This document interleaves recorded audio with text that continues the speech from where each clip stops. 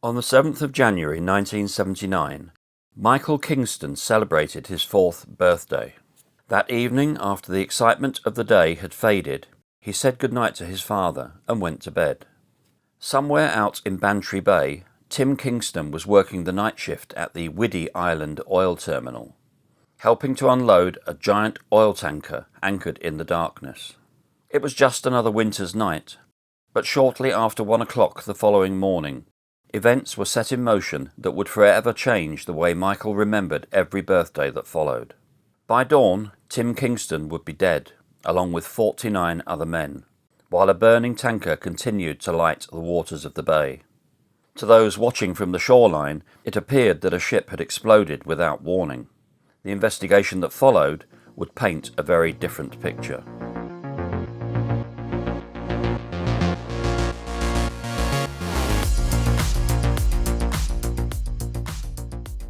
To understand why one of the world's largest oil tankers was anchored in Bantry Bay that night, we need to go back to the late 1960s. In June 1967, war broke out in the Middle East, and one of the conflict's most significant consequences was the closure of the Suez Canal. For the oil industry, the impact was immediate. Tankers travelling between the Persian Gulf and Europe suddenly found themselves facing a much longer journey around the southern tip of Africa. The solution was simple.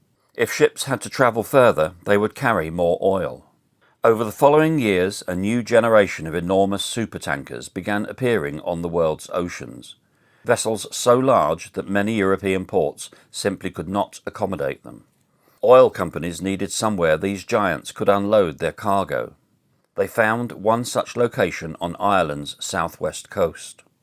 Sheltered from the Atlantic and blessed with some of the deepest natural waters in Europe, Bantry Bay offered something few places could. It could welcome ships that seemed almost impossibly large. In 1969, Gulf Oil opened the Whiddy Island terminal, and what had once been a quiet corner of County Cork became an important link in Europe's oil supply network. For a time, it appeared to represent the future. Among the giant tankers visiting Whiddy was a French-built vessel called Betelgeuse.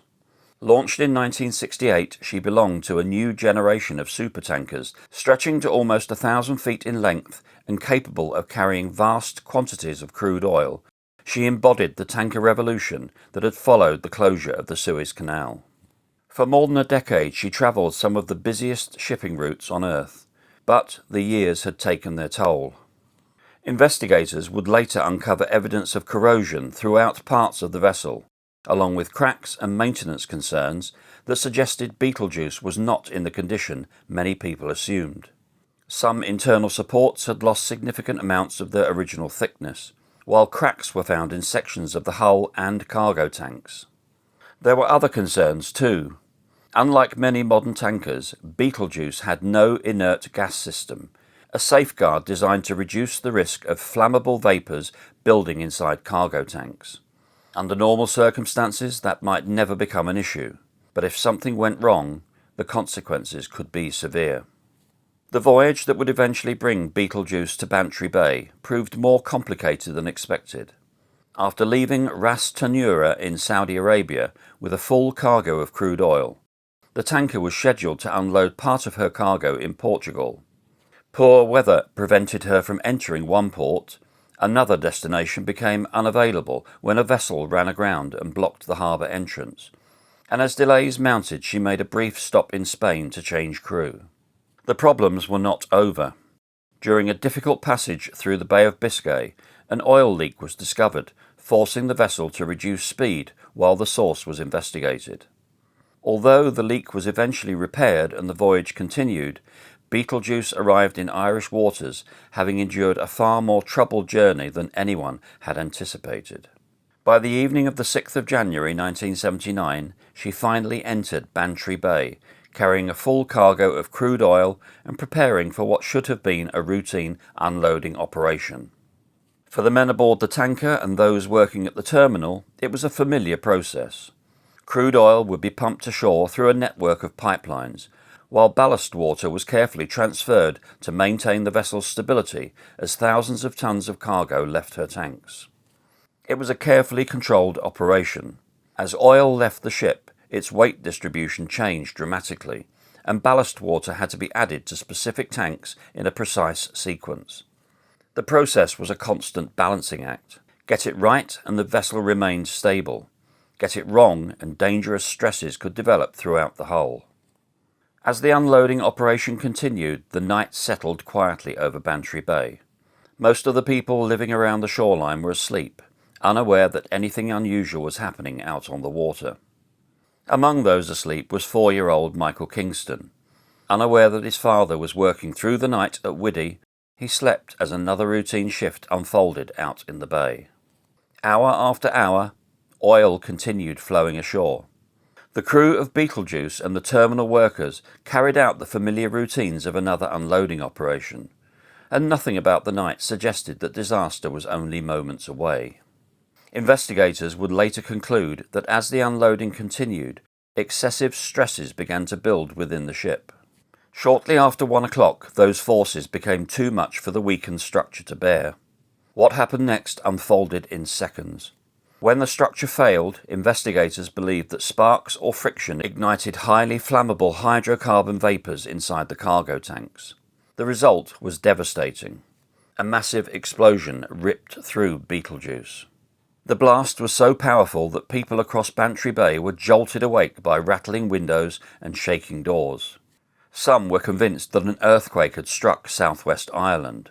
Families rushed outside into the freezing darkness and looked across the waters of Bantry Bay. What they saw was almost beyond comprehension.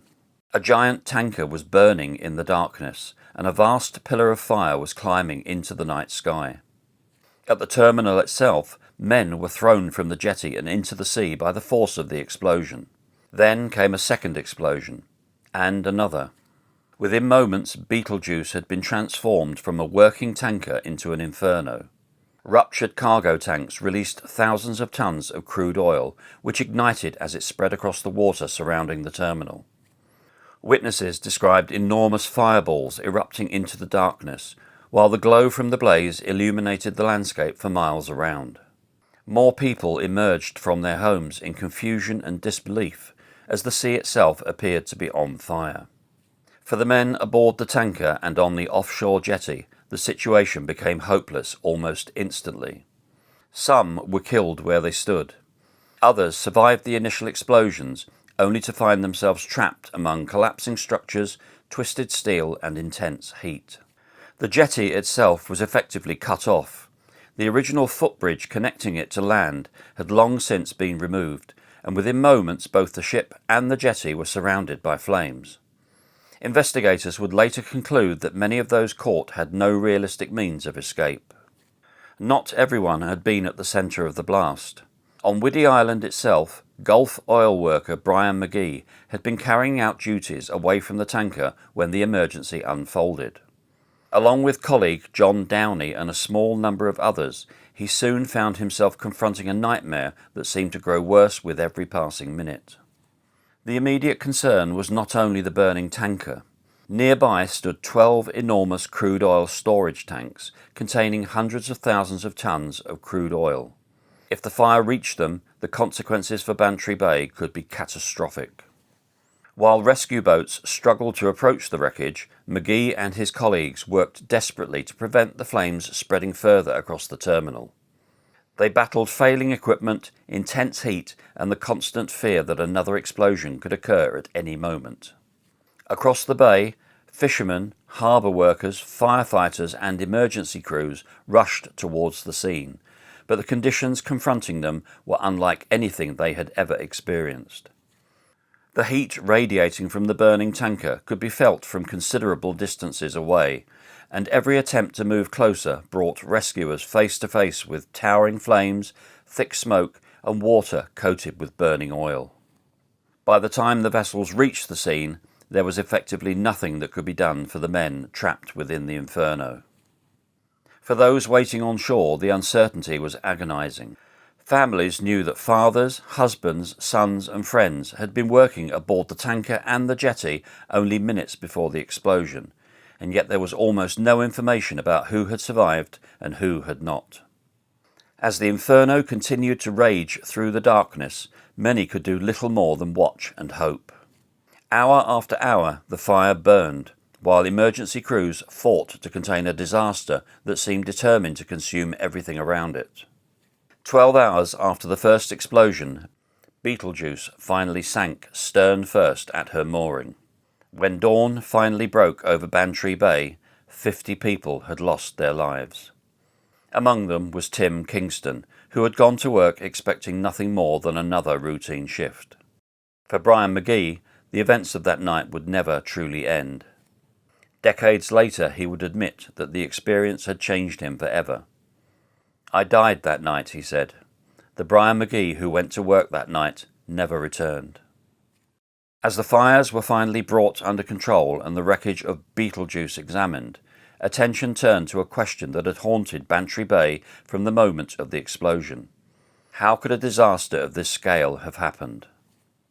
In the days that followed, recovery operations began. The wreck remained dangerous, and divers were sent into hazardous conditions to inspect what remained of the tanker. The final death toll eventually reached 50, although only 27 bodies were ever recovered. Tragedy struck again during the salvage operation when a Dutch diver lost his life, becoming another victim of the disaster. A public tribunal under Judge Declan Costello was established to investigate what had happened. Lasting more than a year and producing a report hundreds of pages long, it became one of the most extensive inquiries ever conducted in Ireland. Its conclusions painted a deeply troubling picture. Arguments that the disaster had originated at the jetty were rejected. Instead, investigators focused on the condition of Betelgeuse itself. The tribunal concluded that years of corrosion and structural deterioration had weakened the vessel, while incorrect unloading and ballasting procedures had subjected the hull to dangerous stresses. Those stresses ultimately caused the ship to break its back, rupturing tanks and creating the conditions for the explosions that followed. The inquiry also highlighted the absence of an inert gas system, a safety feature designed to reduce the risk of explosive vapours building inside cargo tanks. Although such systems were becoming increasingly recognised as an important safeguard, Betelgeuse had continued operating without one. Not everyone accepted the findings.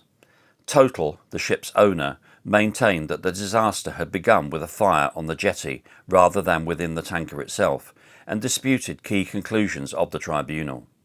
Attention was also drawn to the unexplained absence of Gulf employee John Connolly, whose responsibility was to supervise the unloading operation from the onshore control room.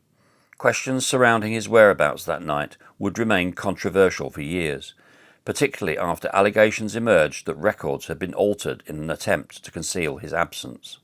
Whatever the disagreements, the inquiry left little doubt that the explosion had not been a random accident.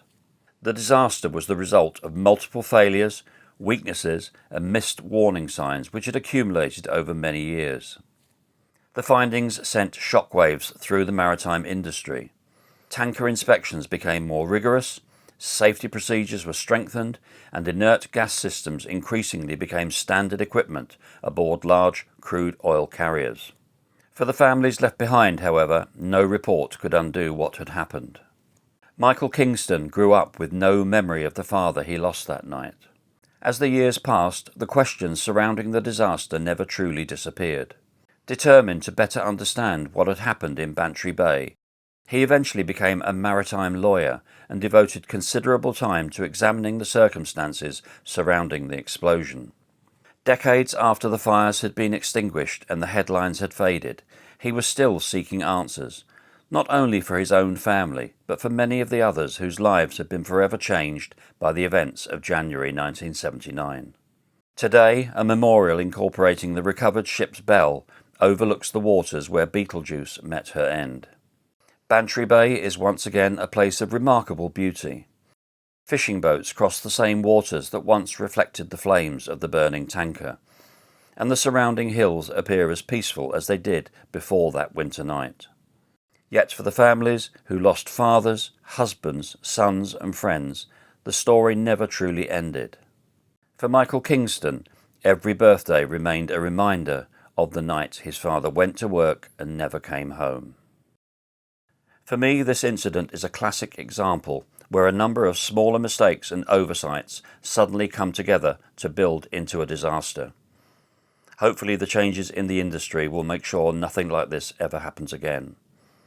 Our condolences go out to the families of the people that lost their lives on that terrible night. And despite the nature of the information, I hope you appreciated the way it was presented. I'll see you on the next one, and I'll wish you bye-bye for now.